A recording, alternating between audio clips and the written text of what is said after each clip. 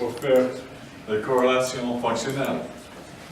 C'est-à-dire, je fais la caractérisation des choses irrégulières parce que j'ai besoin pour trouver les corrélations fonctionnelles, c'est-à-dire corrélation avec le procédé et la performance, la fonction de l'échelle. Il y a les approches traditionnelles et en particulier de Whitehouse, je crois, qui sont encore valables. Il y a deux types avec le procédé et performance. Et il y a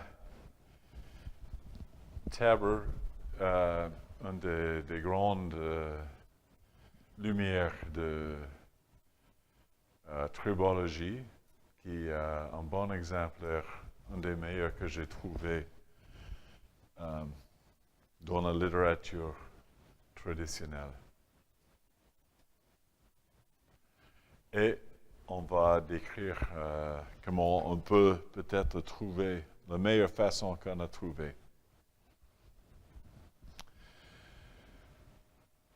Il y a plusieurs types de recherches qu'on peut faire. On a regardé un peu la caractérisation qui est important, différents types d'analyses. Si les instruments sont bons, comment est-ce qu'ils vont fonctionner. Mais maintenant, on va regarder les tests de régression, de corrélation et de discrimination statistique. Et on revient à ça. Qu'est-ce que les problèmes? C'est pour les ingénieurs, conception de produits, conception de procédés, contrôle, assurance de qualité qui est en base sur le comportement et sur les procédés. Aussi, on dit forensics en anglais. Qu'est-ce que les anciens ont fait avec ces outils ou qu'est-ce que les animaux ils ont mangé en fonction des dents ou juste compréhension de surface. C'est quoi la bonne échelle pour le transfert de chaleur?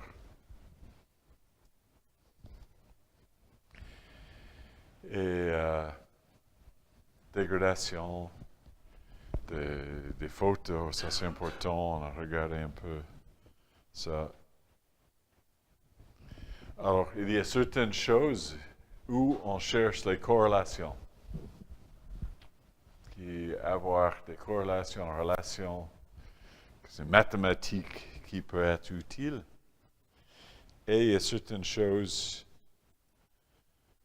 comme contrôle de qualité, c'est plutôt discrimination, aussi discrimination pour le comportement et pour voir les traces de passé. Bon, dans le livre pour les ingénieurs aux États-Unis, on trouve souvent les tables comme ça, qui dit, voilà, quelles sont les rugosités on peut avoir avec certains procédés comme l'usinage ou traitement abrasif. Voilà, faire un zoom sur ça. Et il y a les gammes de rugosité moyenne avec différents types d'usinage. Et on voit une grande gamme là, mais s'il faut choisir un procédé, qu'est-ce qu'on va choisir? Et ça, c'est un bon guide, mais ce n'est pas une bonne corrélation. Ça donne des idées. Qu'est-ce que je dois choisir comme ingénieur de production? Et aussi, si je vais faire le concept produit, si je dois donner la rugosité de surface, des tolérances sur ça, sur le concept, le blueprint, qu'est-ce que je vais mettre? Et ça dit, voilà, ça c'est les fonctions, ça c'est les types de caractérisation qu'on peut utiliser. Mais il n'y a pas, même quand on donne ça, il n'y a pas de référence. Où est-ce que je peux trouver les publications où les gens ils ont montré en évidence que, voilà, il faut utiliser ça pour la fatigue, plus que ça. Je n'ai aucune idée comment ils ont sorti ça, mais c'est dans tous les livres. Ouais, c'est bon d'avoir un guide pour les étudiants parce que ça, c'est le meilleur qu'on peut faire. Et quand je parle de corrélation fonctionnelle, ah oui, ils sont déjà là, oui, c'est dans le livre. Mais il n'y a pas d'évidence dans la littérature, il n'y a pas de preuve. C'est la mécanique avant Newton. Voilà, on zoom sur ça. So, Whitehouse, dans les années 90, il a proposé quelque chose comme ça. Et c'est un graphique assez intéressant. Il y a la séparation entre les surfaces. Jusqu'on a une surface tout seul ici. Et ça, c'est le problème de fatigue, de scattering, dispersion de lumière, de son. Ça, c'est une surface tout seul. Et là, on a les surfaces en contact où on a la déformation plastique tout en haut et toutes les séparations. C'est un bon espace, je trouve. Séparation et puis la vitesse statique, dynamique. Quelle est la vitesse qu'on a là? C'est un bon espace et il donne des descriptions de types de choses, de fluides qui sortent, différents types de fatigue, différents phénomènes. Si j'ai un concept qui doit jouer avec corrosion, fatigue, je suis plutôt là. Et si j'ai quelque chose avec un bon contact, usure, je suis plutôt là. Et il donne quel type de géométrie est-ce qu'il faut regarder. Il donne aussi des paramètres. C'est pas mal. C'est très philosophique et on doit commencer par là. Et en bonne logique, je pense que c'est une bonne contribution. Il a les livres. Je sais pas, aux États-Unis, ils sont très chers, comme $1000, quelque chose comme ça. Pour un livre comme ça, c'est incroyable toutes les choses qu'il a mis là-dedans, mais il n'y a pas en corrélation.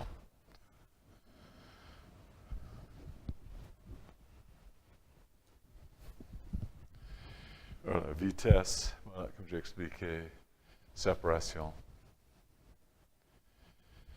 Bon, c'est ça qu'on cherche. Paramètres de procédé, paramètres de rugosité. Ça, c'est plus facile à faire. C'est une expérience où je fais de l'usinage, je fais de moulage, je varie en quelque chose et je vois comme ça change. Certains paramètres de rugosité et on trouve des différents types de relations. Et ça, on a fait plusieurs fois. C'est une bonne chose à faire. On peut avoir toute une encyclopédie pleine de ça. Et on voit, par exemple, rugosité théorique pour une surface usinée. C'est ça qu'on trouve partout. Si on fait l'expérience, on voit qu'il y a un certain écart entre les deux. Il y a une sorte de limite ici où on ne peut pas faire plus lisse que ça avec cette machine-outil et cette matériel. Et bon, on fait ça dans les travaux pratiques chez nous. Et tous les procédés vont influencer la surface. On ne peut pas toucher la surface sans changer. Mais bien sûr, si on fait l'usinage, palissage, pirage, forgeage, ça va bien changer la surface. Peut-être dans une façon souhaitée, peut-être pas, et il faut revenir peut-être pour faire un deuxième traitement. Comme toutes les surfaces additives maintenant. Ça, c'est un manque un peu dans cette technologie. On fait le même procédé pour l'extérieur que pour l'intérieur, mais on ne veut pas avoir la même propriété. Il faut différencier ça. Bon, ça va arriver. Ça devient... C'est tellement utile, additif. Mais dans tout cas, c'est tous un effet sur la surface. Et si on regarde performance, rugosité, on a peut-être quelque chose comme ça pour par exemple, frottement, plus rugosse, le plus de frottement, et on peut peut-être dire qu'il y a une certaine tolérance que je veux avoir sur ce comportement et une certaine tolérance comme ça sur la rugosité. Comme ça, je peux fixer aussi les tolérances pour la rugosité. Parce qu'on a les gens qui travaillent sur les tolérances ont plutôt une tendance à penser que ça c'est, voilà, diamètre, tolérance, voilà, mais aussi la rugosité doit être tolérée. OK. Et on peut imaginer des relations comme ça, ou même, peut-être, c'est mieux d'avoir une surface plus lisse pour certaines choses comme ça, on a une relation plutôt comme ça, et la même idée, on peut traduire les tolérances pour faire le concept, mais il y a aussi peut-être des relations comme ça. Ça, c'est comme les semelles de ski. Si ça est trop rugosse, ça frotte trop, et si c'est trop lisse, on a une adhésion à cause des liquides qui collent, c'est-à-dire une certaine rugosité, tolérance de rugosité pour un bon semelle de ski comme ça. Et ça, c'est juste une liste comme ça qu'on peut sortir. Peut-être vous pouvez trouver autre chose. Mais la texture influence la performance de presque tout. On peut toucher que la surface. C'est toujours la surface qu'on voit. C'est la surface qui est la première chose pour réagir avec quelque chose. On a réaction chimique. Est-ce que ça c'est compatible avec le corps humain ou est-ce que ça c'est mouillabilité, adhésion, nucléation, frottement, usure, c'est presque tout. C'est difficile d'imaginer quelque chose qui n'est pas influencé par la surface. Bon, ça c'est l'expérience de Tauber a fait. Et c'est typique de ça. C'est une chose qui n'ont pas changé. Il faut avoir les surfaces de différentes rugosités, différentes textures. Il faut avoir un comportement qu'on va mesurer. Voilà la surface rugosse là. Et on va avoir l'adhésion et une façon à mesurer l'adhésion et la force d'adhésion en fonction de rugosité. Et il faut avoir un ajustement pour changer ça. Et on peut sortir, voilà. Ça, c'est de 1975. Ça, c'est la rugosité moyenne et l'effort pour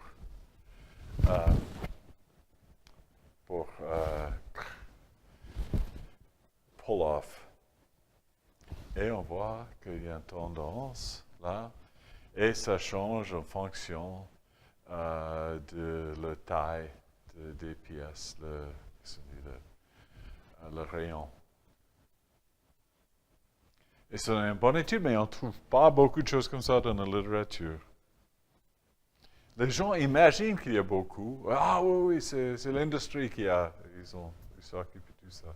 Oh, il y a beaucoup dans la littérature. J'ai demandé à un ami, un NIST aux États-Unis, Ted Warburger. Ah oui, j'ai beaucoup. C'est comme, par exemple, c'est dans le bureau. Je vais trouver quand je rentre au bureau. Et j'ai envoyé un mail à Ted. Alors, tu es dans le bureau, qu'est-ce que tu as trouvé? Ah, mon, je dois te chercher. Il m'a donné un exemplaire de conteneur de lait et la rugosité pour nettoyer l'intérieur. Et j'ai dit, c'est tout? Tu as dit, il y a beaucoup. Ah, c'est tout ce que je peux trouver. Mais on imagine il y a beaucoup plus. En tout cas, ça c'est la même expérience là, où il donne des autres détails, comment ça marche, en fonction de modules. C'était un très bon travail qu'ils ont fait. Ça, c'est encore une sortie ici, sur le coefficient de frottement des tôles métalliques sur les outils qu'on utilise pour former. Et on voit une augmentation de coefficient de frottement avec la surface développée, SDR, ou le pont de surface, et avec un certain coefficient de corrélation.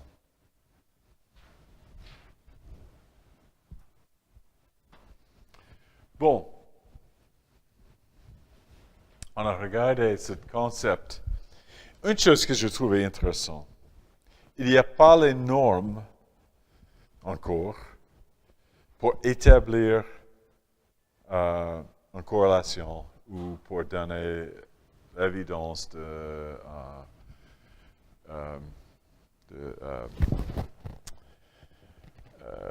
discrimination. Et j'essaie de sortir quelque chose aux États-Unis et peut-être on va prendre ISO. Parce que je crois que ça serait utile d'avoir dans les normes quelque chose qui dit, voilà, ça c'est comme je peux mettre en évidence que j'ai trouvé une corrélation fonctionnelle avec un certain type de caractérisation d'une certaine situation, comment ça peut être décrit dans une façon qu'on peut avoir la confiance. Voilà, c'est un bon travail où je peux utiliser dans les concepts pour les produits ou pour les procédés. Et on peut dire, voilà, on a maintenant une certaine base de données qu'on peut utiliser pour mieux comprendre comme la rugosité est importante et joue pour les différentes choses. Et bon, on a presque prêt à sortir quelque chose comme ça maintenant aux États-Unis. Ça ne serait pas une norme, c'est-à-dire obligatoire, mais ça serait une sorte de guide qui va avec les normes. Mais il y a encore très peu dans la littérature. Et c'est intéressant, il y a beaucoup d'intérêt maintenant. La communauté qui fait les additifs. Qu'est-ce qu'il faut avoir comme norme pour les surfaces additives? Et je dis, ça ne marche pas très bien pour les surfaces qu'on a déjà. On a les cas assez limités et on sait, voilà, si on fait moulage comme ça et après définition comme ça, on peut utiliser ce paramètre. Et ça a un rapport avec l'usure, quelque chose comme ça. Mais si on fait un procédé hautement, comme additif, ça ne va pas marcher. Les surfaces après l'usinage sont comme ça. Et c'est-à-dire, qu'est-ce qu'on dit, rondies comme ça, avec un petit sommet. Ça, c'est typique d'une surface usinée. Les surfaces additives sont d'autre façon, avec les vallées. Et ça, on a une concentration de contraintes qui peut être un problème pour la fatigue. Et ce n'est pas du tout la même chose, mais il peut avoir exactement la même erreur. Qu'est-ce qu'on va utiliser comme il y a quelque chose de magique? Ah, voilà, ça serait l'erreur, je ne sais pas, RU ou quelque chose comme ça. Et c'est intéressant, je veux juste faire une remarque sur ça, comme j'ai encore la parole. On pense qu'il faut sortir les petites échelles parce qu'il y a le bruit, mais ce n'est pas toujours le bruit. Il y a peut-être des choses importantes dans les petites échelles. C'est-à-dire, on prend ce signal, on commence, on jette une partie aux petites échelles. Il faut sortir la forme à grande échelle. Et on a la rugosité qui nous intéresse parce qu'on pense que les choses comme lubrification, ça doit jouer dans une certaine gamme. Et on a des ondulations. Qu'est-ce que ça veut dire? Oh, c'est quelque chose entre la forme et la rugosité. Et il y a certaines performances, peut-être avec le roulement à billes qui sont importantes avec les ondulations. Mais ça, c'est ce qu'on a. Et comment est-ce qu'on peut ajuster ça? C'est ça. Comment est-ce qu'on peut donner les bonnes les bonnes indications là. OK. Et France, la fin de rugosité, le début d'ondulation, ils sont souvent couverts là, mais ce n'est pas tout à fait le cas. Et Ah, voilà. Ah, oui, une jolie chose dernièrement. Ça, c'est parce que vous n'étiez pas assez vite pour aller pour le café. OK. S'il existe une échelle fondamentale des interactions, comme on a discuté tout à l'heure, on va sous-estimer ou sous-estimer la réaction, le fortement de l'interaction avec la surface si on loupe ça. Et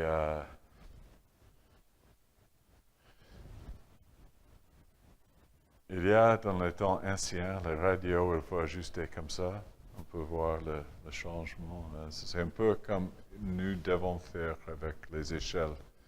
Trouver le bon échelle pour un certain comportement. Quand on prend la grande gamme des échelles comme on fait maintenant pour la rugosité, c'est comme je vais écouter tout ça. Et ça ne va pas marcher parce que ce qui m'intéresse, c'est juste là et pas tout ça. Et c'est un peu de différence pour faire multi-échelle pour les petites gammes. OK. Et ça, c'est ce qu'on a discuté. Et on va renforcer ça cet après-midi. Caractérisation multi-échelle comme relative area. Et faire les bonnes statistiques multi-échelle comme régression linéaire. Et après, ce que je n'ai pas montré jusqu'à maintenant, c'est en fonction de comment est-ce que la corrélation, coefficient de corrélation, joue avec l'échelle. Et on voit souvent, ça c'est quelque chose qu'on a fait, une expérience qu'on a fait, il y a une toute petite gamme des échelles où on a une très forte corrélation. Et ce qu'on fait avec le filtrage normal, on prend toute une gamme comme ça, et la moyenne, c'est pas fantastique. Mais si on prend quelque chose de beaucoup plus fin, et on regarde, voilà, il y a une très bonne corrélation. C'était toujours là, mais c'était caché parce qu'on a regardé une gamme trop large. Et ça, on va renforcer, mais on fait analyse multi-échelle jusqu'à un graphe en caractérisation et faire une régression et puis tracer cet aire carré en fonction d'échelle. Et pour discriminer, on fait le même genre de choses. À chaque échelle, on va faire une discrimination et on fait un graphique en fonction de confiance. Je vais vous montrer un exemplaire. Ça, c'est une flèche qui promène depuis quelque chose. On peut oublier ça. Mais ça, c'est deux surfaces différentes où on a fait plusieurs analyses de R relatif en fonction de l'échelle. Et les noirs et les rouges, est-ce qu'ils sont différents? Pas ces échelles-là, on ne peut pas voir la différence. Mais ici, oui, recouvert juste un petit peu, mais les rouges sont plus bas et les noirs sont plus hauts. Et puis si on fait, voilà, maintenant le flash joue. Si on fait une analyse statistique comme F-test, on peut voir à partir d'une certaine échelle, on a une certaine confiance, 95%, qu'il y a une bonne différence. C'est-à-dire, je peux utiliser R relatif pour distinguer les deux surfaces représentées par le noir et le rouge à partir de cette échelle et des échelles plus bas. C'est-à-dire, il y a souvent quelqu'un de l'industrie qui contacte, dit voilà, il y a une bonne surface, une mauvaise surface, mais ils ont le même RA, qu'est-ce qu'on va faire? Comment on va distinguer les deux? Bon, il faut regarder dans le sens de l'échelle et faire les caractérisations assez précises en fonction de l'échelle et voir à partir de quelle échelle est-ce qu'on peut le distinguer. Bon, cette fois, oh là là, je dois arrêter ce programme. Excusez-moi. Merci de votre attention. Voilà.